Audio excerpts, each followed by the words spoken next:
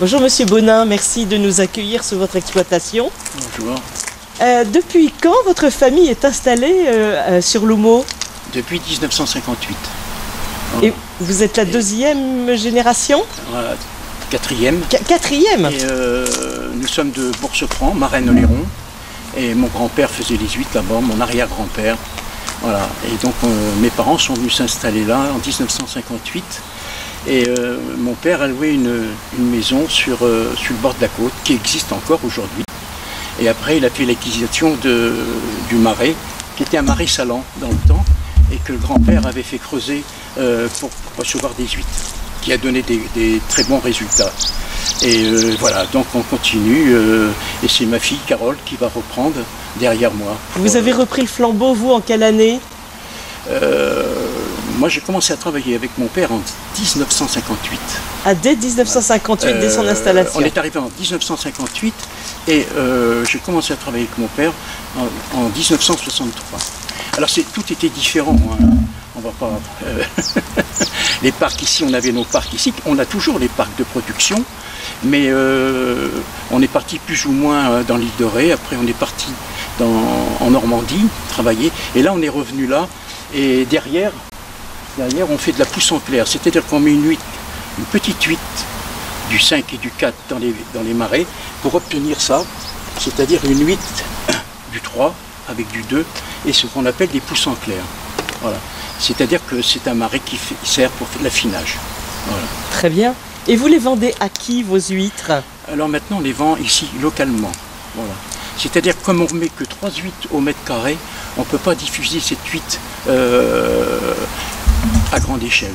Donc on les vend ici à la dégustation, aux gens qui viennent, voilà. Et à Noël bien sûr.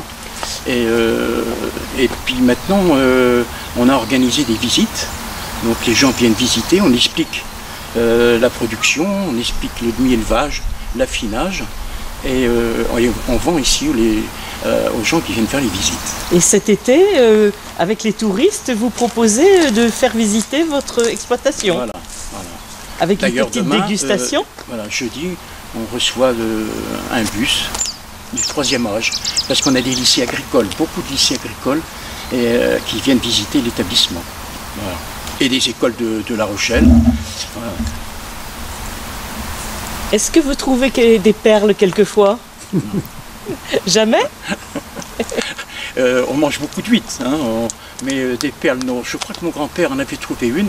Nous, on en a trouvé une, bizarrement, dans une moule. Alors, vous voyez, ça n'avait rien à voir. On mange des moules de temps en temps et on a trouvé une perle dans la moule. Non, y en a qui nous ont dit pourquoi, mais c'est une culture complètement à part. C'est tout un travail. Hein. On a déjà pas mal de travail ici en affinage. Donc, ça vient en complément de vos parcs. Vous avez expliqué qu'ils étaient dans l'île de Ré, par exemple. Vos parcs d'élevage, oui. Vous en avez dans l'île de Ré? Non, ils sont ici, en face du moulin. Ah oui, voilà, vous les exploitez toujours? Oui. Alors pourquoi? Parce qu'on est plus ou moins à la recherche. Vous savez qu'une huître qui est captée sur un morceau de bois, oui, va prendre le goût du morceau de bois. Et à une époque, les moules qui étaient cultivés dans la baie de Charon et Nandes étaient cultivés sur des noisetiers. Et les moules avaient un goût extraordinaire, qu'on a du mal maintenant à retrouver. Et nous, ces huîtres-là qu'on élève, là, toutes petites, c'est bizarre, mais c'est comme ça. Ce sont des silex que les Canadiens apportaient pour charger les bateaux. C'est-à-dire quand ils venaient chercher du sel à une certaine époque, donc pour lester les bateaux, ils chargeaient des granites. C'est pour ça qu'on appelle maintenant les pavés de La Rochelle les pavés du Canada. Oui. Et donc toute cette zone-là est plus ou moins avec du granit. Et donc les huîtres qui sont captées dessus ont un goût un petit peu différent. Et on est à la recherche du goût. Quand on fait une pousse en clair, on recherche je ne veux pas dire que c'est une huître de Marennes-Oléron. Marennes-Oléron font ça. Ici, on est peut-être les derniers dans la région.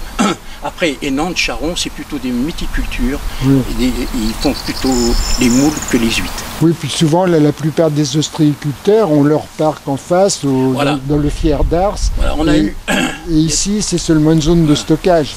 On avait des parcs, mais il y a pas très longtemps, dans les années 70, 80, on a eu des parcs dans l'île de Ré. Mais on est parti en Normandie.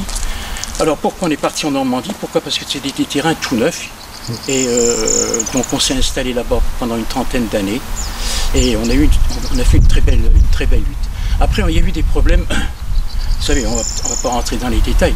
Si vous mettez 10 vaches dans un champ, tout va bien se passer. Vous en mettez 30, il y aura des problèmes.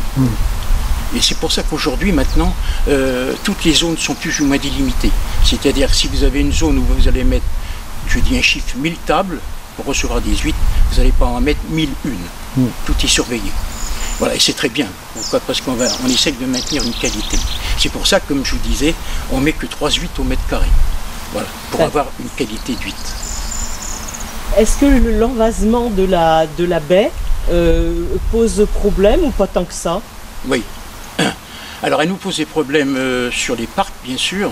Mais vous savez, les parcs, bon, plus ou moins, il y a des tempêtes, des coups de vent qui nettoient. Il y a des périodes. Nous, les problèmes qu'on a ici, c'est qu'on est obligé de faire venir des pelleteuses.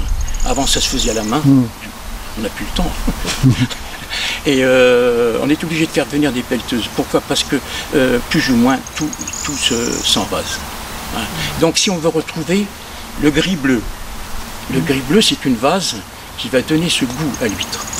Voilà, ce goût sucré, ce goût différent de, par exemple, des huîtres de pleine mer. Voilà. Et donc si on nettoie pas les marais, au fur et à mesure, il y a les sédiments qui se posent dessus et ça pose des problèmes. Ça pose des problèmes alors de pousse et de qualité. C'est un travail complètement différent, l'affinage. Ça n'a rien à voir avec des huîtres de pleine mer. Par exemple, si je vais chercher des huîtres de pleine mer à la côte et puis que je les vends là directement, les huîtres n'auront pas, enfin pour moi personnellement, n'auront pas cette qualité. Elles sont bonnes.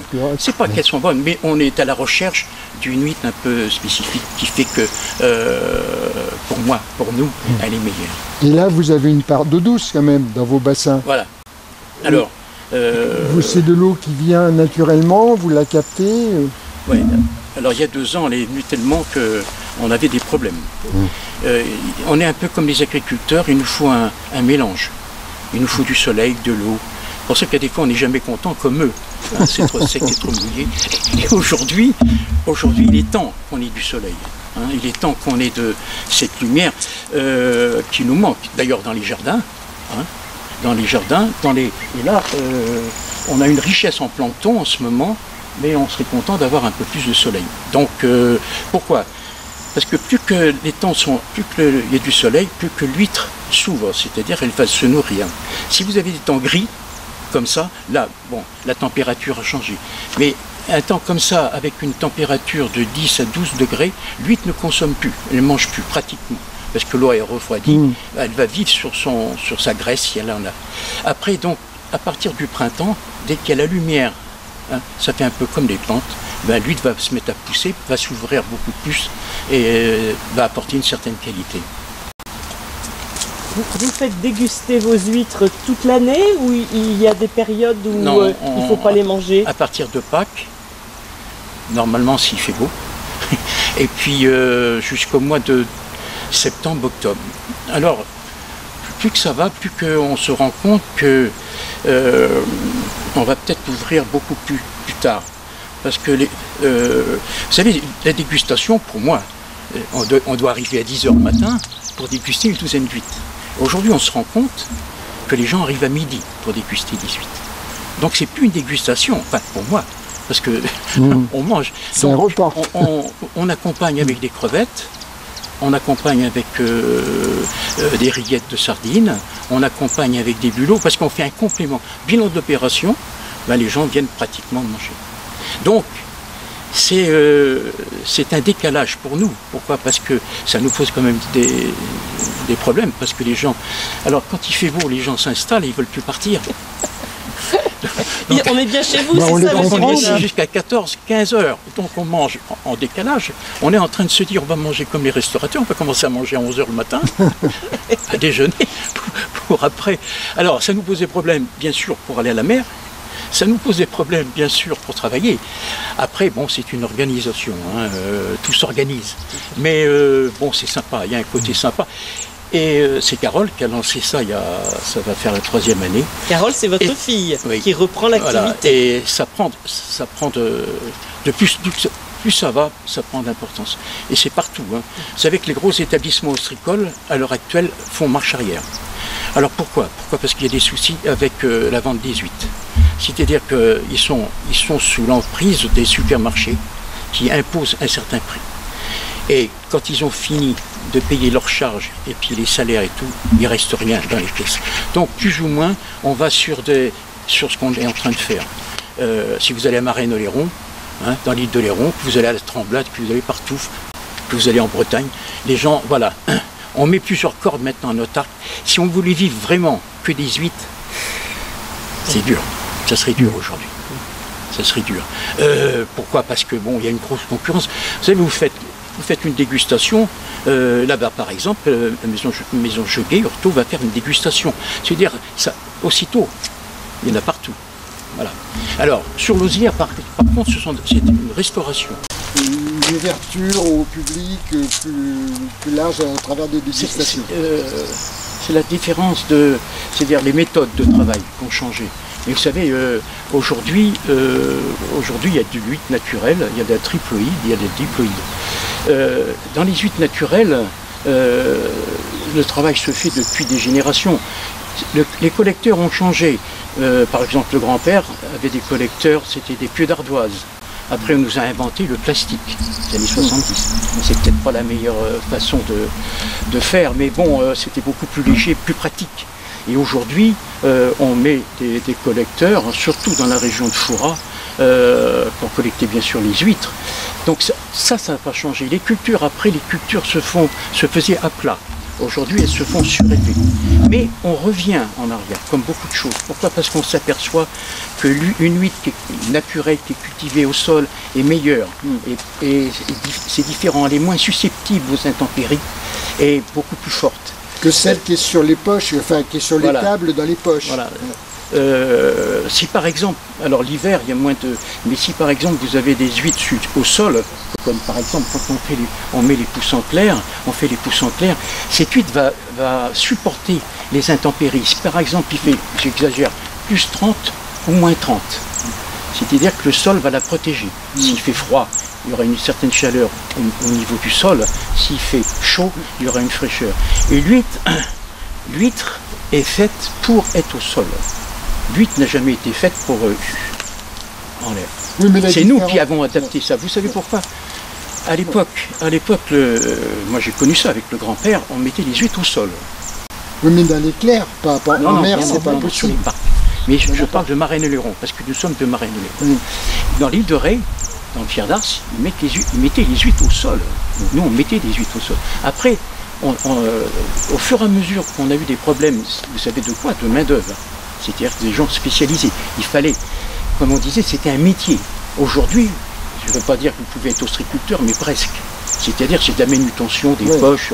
À l'époque, il fallait les gratter au râteau, il fallait les soulever à la fourche, il fallait les passer à la herse. Tout était différent. Et c'est pas que on regrette, mais on s'aperçoit maintenant que l'huître peut supporter plus les aléas, par exemple les coups de chaleur. Il y a 2 ans, on est monté à 40 là. Là, on a eu des taux de salinité qui sont montés très haut. Donc, mais l'huître était au sol, elle n'a pas subi. Celle qui était en casier, on a eu 30-40% de perte. Ouais. Son support, c'est nous. Mais l'huître, par exemple, sur les parcs ici, qui n'existe plus. Mais l'huître, elle se capte sur une pierre. Donc, elle est fixée. Donc, elle ne souffre pas. Si vous la mettez dans une poche, et puis qu'elle est brassée sans arrêt, elle va souffrir. C'est-à-dire qu'elle va maigrir. Donc, plus ou moins, beaucoup d'ostréiculteurs reviennent en arrière. La pousse en clair avait été abandonnée sur Marennes-Oléron pendant des années. Et elle reprend. Pourquoi? Parce que les gens sont à la recherche. À une époque, on cherchait l'huître de pleine mer. C'est-à-dire une huître iodée, forte en goût. Aujourd'hui, on s'aperçoit que la pousse en clair à la côte revient à la mode. C'est des modes. Et les gens cherchent ce goût sucré, ce goût différent. L'huître est quand même beaucoup plus chère au niveau prix, elle demande beaucoup plus de travail, c'est-à-dire qu'une huître qu'on devrait vendre par exemple de pleine mer là, on va la mettre pendant 5-6 mois dans les marais, en affinage. Donc il y a une manutention supplémentaire, il faut consacrer des surfaces pour le faire. Voilà, là par exemple, là nous, on a par exemple des clairs qui sont à sec, qu'on fait valanguer, qu'on va nettoyer, mettre en eau à partir du mois d'août. Alors tout ça, ça dépend. Si par exemple on a un été normal, donc on va faire carreler les clairs légèrement et on va mettre en eau à partir du 15 août, logiquement. Et on va ensemencer pour les fêtes de Noël. Alors c'est à nous d'avoir bien sûr une huître qui correspond. Le souci qu'on a pour ça, c'est-à-dire que le consommateur à Noël va acheter du 3. C'est une huître qui va peser 80 grammes. 80, 85 grammes. Nous, quand on va mettre les huîtres dans les clairs, elle va faire 40, 50 grammes. Est-ce qu'elle va faire 80 grammes à Noël? C'est le hic. Donc on met on met en plusieurs endroits, on met plusieurs sortes d'huîtres de poids, pour qu'à Noël on ait un pourcentage de 3 plus élevé.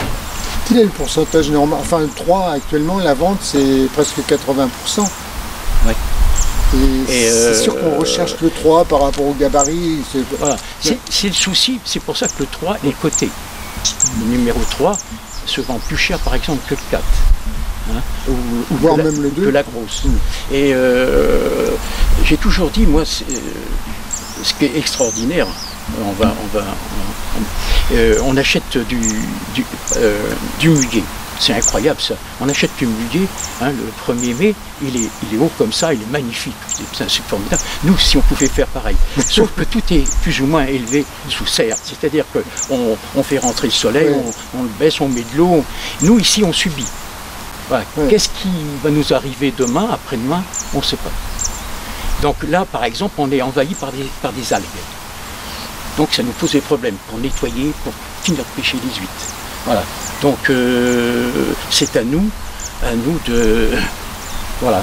On est un peu comme les jardiniers, vous savez, quand il faut planter les patates ou les pommes de terre, c'est maintenant. Ou les haricots, ou les... Voilà.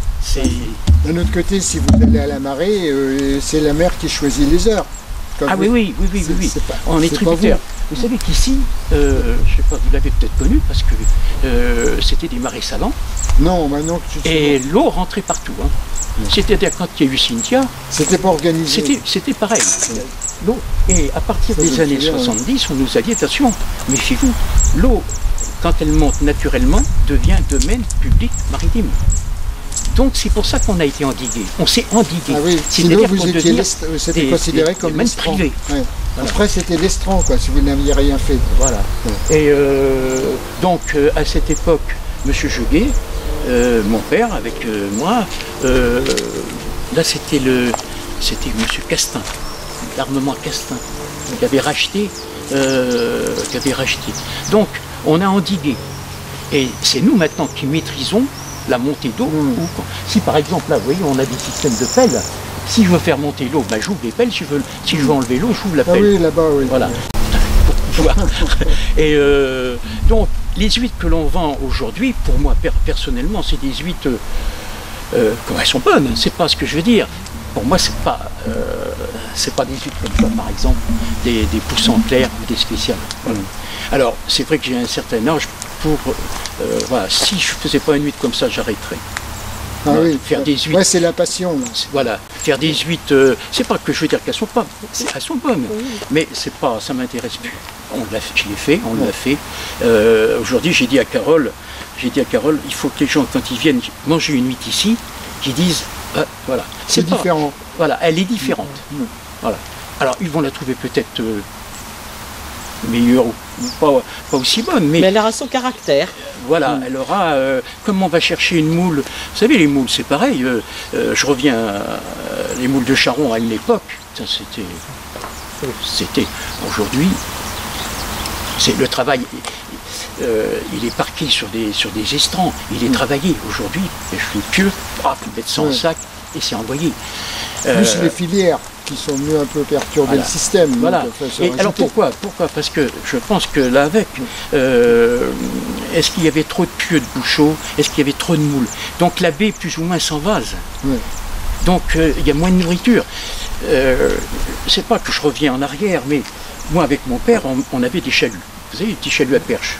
On avait le droit à cette époque. Aujourd'hui, on n'a plus le droit. C'est-à-dire, on est ostréiculteur, on n'est pas marin-pêcheur. Hein. Il ne faut pas mélanger tout. Mais en une demi-heure, on pêchait des sols, des crevettes. Hein. Et plus ou moins, quand tout a changé, on nous a dit, c'est fini ça. Et on s'est rendu compte qu'au fur et à mesure, tout disparaissait. C'est-à-dire qu'il n'y a plus de bateaux de pêche qui passent là, hein, pratiquement plus. Il n'y a plus de sol, enfin, il y en a, mais plus au large. Et c'est, je pense, cette montée de vase qu'il y a. Et pour moi, perso, ça doit être... je pense que la sève nortaise apporte énormément d'allusions. C'est pour ça que les méthyliculteurs de Charron sont partis en pleine mer pour faire de la comment ça s'appelle? La filière. De la filière. Ouais. Je pense qu'il n'y avait plus la pousse. Les moules de Charron, des bouchots sont plus petites. Hein. Oui, elles grossissent plus, c'est vrai. Ouais. Donc, on se rend compte que, c'est comme là par exemple, moi ce marais, je peux l'exploiter à plein rendement. C'est-à-dire qu'au lieu de mettre 3 huîtres au mètre carré, je vais en mettre, 50. Mais cette huître-là, il va falloir que j'aille la vendre dans des supermarchés. Donc, bilan de l'opération, je vais me retrouver en concurrence avec des gens qui ne font pas d'affinage, parce que là, ils vont plus d'affiner. Hein.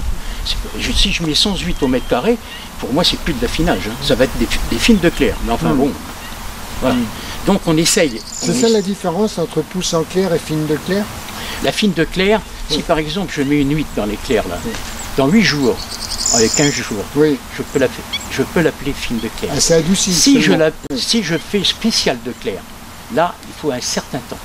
C'est pour ça qu'on a des cahiers des charges. Moi, attention, on ne fait pas partie de Marais-Noléron. Oui, bien sûr. Ça, ils ne veulent pas. Hein. Oui. Ça s'arrête à la Charente. Centre-Ouest, c'est ça. Là, ils vont nous foutre les menottes. Mais on fait le même système. C'est-à-dire que c'est nous. Si par exemple vous venez à Noël, chercher des huîtres, j'espère. Bien sûr. Je vous ferai manger une spéciale de clair. Voilà. Elles sont l'année dernière, on a eu des huîtres magnifiques, un petit peu douces, elles étaient vertes et grasses. Cette année, on n'avait pas de verdeur, mais un peu plus salée. Hein, parce que, c'est une huître complètement différente. Enfin, différente. Vous savez, c'est une histoire de palais. Hein. Moi, entre un fromage affiné pendant 3 mois puis 6 mois, je ne vais peut-être pas avoir le palais. Une huître, j'arriverai à reconnaître comme une huître de pleine mer et une spéciale de clair. Une spéciale de... Alors, on dit qu'une spéciale de clair, une pousse en clair, que quand on mange la glace, vous avez encore le goût de l'huître. Et là, c'est comme la viande, c'est comme beaucoup de choses. Ma femme a acheté des radis là l'autre jour, croqué là-dedans. C'est un radis, quoi. Oui, c'est comme les tomates. Hein, et justement, quelle est je situe pas bien la différence entre la pousse en clair et la spéciale de clair? La spéciale de clair, la pousse en clair, elle va pousser en clair. Oui. Voilà. Elle va continuer à grandir, quoi. Elle va grandir en clair. La spéciale de clair, je peux avoir une huître, par exemple, qui va faire 80 grammes et que je vais mettre en clair. Mais je ne vais pas la laisser pendant 5-6 mois. Oui, elle va rester 2 mois à peu près, 3 mois pour prendre. Et la pousse en clair, logiquement, la pousse en clair, je devrais la mettre dans le mois, là, début juin. Il faut qu'elle passe l'été.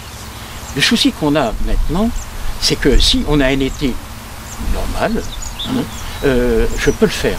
Aujourd'hui, si demain il fait 40 degrés, ou 35, pendant un certain temps, on va avoir des taux de salinité qui vont monter, et après ça sera pratiquement des marais salants, comme c'était des marais salants. Et là, le sel va brûler la coquille et brûler l'intérieur de l'huître. Et là, pour qu'elle reprenne derrière, ça va être très long. Alors, on voudrait, parce que c'est la vraie pousse en clair, c'est-à-dire celle qui va passer 7-8 mois dans le marais. Ça devient difficile. Si, par exemple, on a des abats d'eau, à partir du mois de septembre, comme il y a 2 ans, à partir du mois d'octobre, ça ne s'est pas arrêté. Là, on a une huître qui va être gorgée d'eau douce. Donc tout le goût va disparaître, parce que ça va être très... l'huître va être lavée, quoi. Oui, on est tributaire de... Et si par exemple, là, est-ce que je vais expliquer les crevettes un petit peu? Si vous voulez, oui. Alors, sinon, c'est juste un instant, est-ce que vous pouvez revenir, comment vous... C'est la difficulté, si je comprends bien, c'est de maîtriser la salinité. Enfin, oui, alors, je peux. Le souci, il y a 2 ans, si je prenais de l'eau à la mer directement, elle était aussi douce, pratiquement, parce que le littoral était plein d'eau douce. Oui. Là j'ai des témoins, on a des petits appareils.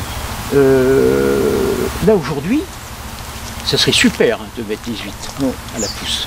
Le souci, c'est que je me rends compte que des clairs qui ont été fermés pour mettre les crevettes il y a 15 jours, 3 semaines, on est en train de prendre des algues. C'est-à-dire que ces algues, il va falloir les maîtriser. Pourquoi? Parce que s'il y a trop d'algues dans une claire, ça va prendre l'oxygène et ça va étouffer. Si c'est une mauvaise algue, elle va s'appuyer sur les huîtres et on va perdre des huîtres. Donc on est tributaire. Donc si par exemple, là c'est la poussée du printemps, peut-être que dans un mois on subira moins. C'est-à-dire on arrivera milieu de juin, là peut-être qu'on envisagera de mettre quelques huîtres pour passer l'été dans les clairs. C'est ce qu'on va appeler la pousse en clair. Si je les mets au mois de septembre, septembre est un très bon mois, septembre-octobre, je peux avoir des pousses aussi belles que cet été. Et à déguster quand, dans ce cas-là? Prête à déguster à quel moment? Prête à c'est Noël. Une huître qui va être semée là ne sera mangée qu'à Noël. C'est-à-dire que si vous voulez... 3 mois, quoi. Voilà, entre 3 et 6 mois. Si par exemple à Noël, vous venez chercher une huître, nous les huîtres qui vont être semées là, c'est pas pour consommer, hein, c'est qu'à Noël. Oui, d'accord. C'est-à-dire on va fermer la porte. Voilà. Et on va travailler une huître différente à la dégustation, qu'on va aller chercher là, hein, et qu'on va mettre là, qui sera vendue sous 48 heures, ou voilà. Mais les huîtres qui vont être semées pour les fêtes de fin d'année, voilà, vont être semées, voilà, tout ça, ça va dépendre. C'est le système d'affinage, ça c'est l'affinage. Hein, c'est votre savoir-faire finalement. Et vous ne faites pas tous la même chose au même moment. Vous ressentez peut-être les choses un peu différemment, et puis vos bassins ne sont pas tout à fait les mêmes que ceux de votre voisin, par exemple. Alors, c'est difficile, là, moi. Moi, 2 secondes. Je vais beaucoup à Marennes-Oléron. Pourquoi? Parce que c'est mon pays. Hein. Et vous savez pourquoi? Plus, parce que je suis au courant, je vais être au courant de ce qui se passe à Marennes-Oléron. Ici, vous n'avez plus d'affinage dans la région. Donc je peux pas. Franck à côté va faire de la nurserie de palourdes et d'huîtres. Lui c'est pas pour faire de l'affinage. Ici sur l'Osière, il n'y a plus que Nono qui fait les huîtres. Dans l'île de Ré, ça a toujours été des ostréiculteurs. Vous savez, c'est l'ostréiculture. Dans le temps, ils faisaient les huîtres. À partir de pas qu'ils arrêtaient les huîtres, ils faisaient des asperges, des pommes de terre. C'était pas des affineurs, c'est Marennes-Oléron. Hein. Si vous descendez sur Arcachon, il n'y a pas d'affinage. Vous allez en Vendée, il n'y a pas d'affinage. Bretagne, il n'y a pas d'affinage. C'est typique à la région. Pourquoi? Parce que c'est des immenses marais. Voilà. Et dans le temps, à l'époque du grand-père, c'était des huîtres. La tremblade, quand on dit une huître de Marennes, c'était une plate. C'était pas une creuse. Marennes, c'est faisait des huîtres plates. Alors c'est bien sûr, tout a changé. Hein, mais donc, les huîtres, le grand-père était courtier à une époque et parait les huîtres dans les clairs. Oui. Rungis, à Paris, travaille beaucoup bien sûr avec les ostréiculteurs, et il travaille avec des huîtres vertes. C'est-à-dire que c'est une spécialité, parce que quand on fait affiner les huîtres, c'est-à-dire on cherche un goût, une qualité, et on cherche une huître verte, c'est-à-dire que c'est une avicule bleue. Il y a 2 ans, elles étaient vertes, elles étaient magnifiques. Bon, l'année dernière, alors il y a une année où on peut avoir de la verdure, d'autres années, j'ai un cousin à Marennes-Oléron qui faisait verdir les huîtres, enfin qui faisait verdir son marais. Alors c'est une histoire de, par exemple, vous avez du plancton dans une claire, voilà, il baissait le niveau, il faisait mourir son plancton, et donc ça développait des navicules bleues qui faisaient verdir les huîtres. Il fallait faire attention parce que là où vous mettez des huîtres à verdir, dans une claire, elles peuvent maigrir parce qu'il y a moins de nourriture. C'est un peu complexe là. Là on va rentrer, entre la couleur on va rentrer dans les détails. Mais c'est l'affinage. On subit ça, voilà. Comme dirait l'autre, ça se sent. Et sinon, là, l'été, ces huîtres qui sont là, est-ce qu'elles vont être tentées de se reproduire, de venir, d'être laiteuses pour se reproduire? Est-ce que ça vous... Ça peut arriver, c'est rare. C'est rare. Par contre, j'ai été étonné, hein, parce qu'on en apprend tous les jours, sur la Seudre, ceux qui ont des marais dans la Seudre et qui font des pousses en clair. Eh bien, ils captent. C'est-à-dire qu'ils mettent les huîtres avant le 14 juillet. Parce qu'en gros, c'est à partir du 14 juillet qu'on commence à mettre des collecteurs. Hein. Ça peut être un peu avant, un peu après. Mais quand ils prennent de l'eau dans la Seudre, ben cette eau peut être chargée de la laitance des huîtres. Et ça peut capter dans les clairs. Et ça leur a posé des problèmes. L'année dernière, beaucoup moins. Il n'y a pas eu de captage l'année dernière, très peu. Et voilà, on peut avoir... moi j'arrive à capter, on arrive à capter dans les ruissons, dans les clairs, c'est très très rare. Non, non, vous mettez une huître vierge, elle sera vierge. D'accord. Voilà. À 99,2. Non, non, comme je vous dis, là par exemple, vous me demandez une pousse en clair, j'en ai plus. Un restaurant qui va faire une huître de qualité, je dis bien une huître de qualité, une pousse en clair, logiquement, doit arrêter d'en vendre là. Il n'y en a pratiquement plus. S'il y en a, elle commence, voilà. Cette pousse en clair commence à maigrir. C'est-à-dire, elle n'est pas sidulée, parce que les températures ont changé, et elle commence à délaiter. Donc pour moi, elle n'a plus cette valeur de pousse en clair. Vous voyez ce que je veux dire? Je ne vais pas vendre ça en pousse en clair. Vous allez me dire, je veux une pousse en clair. Je dis, madame, c'est fini. La saison des huîtres, en gros, est finie. Je parle de... Voilà. Après, bon, on a des huîtres de l'île de Ré, on peut avoir des huîtres...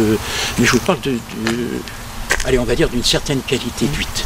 Qui, la logique, pour moi, voilà, il faudrait arrêter de vendre des huîtres à partir de maintenant. On ne peut plus le faire. Ouais, puis on a développé la tripoïde. Cette huître qui va pas être en lait et puis que les gens vont pouvoir consommer sans qu'elle soit... c'est plus facile. C'est pour ça qu'elle a été plus ou moins inventée. Hein, c'est pour continuer le commerce dans ces périodes-là. Après, elle est bonne. Hein. Oui. Elle est tout à fait mangeable. Il n'y a pas de souci. Hein. Par contre, alors c'est une huître par contre qu'il faut consommer rapidement. C'est-à-dire, par exemple, là, à partir de... On va commencer, on va travailler la tripoïde. Voilà.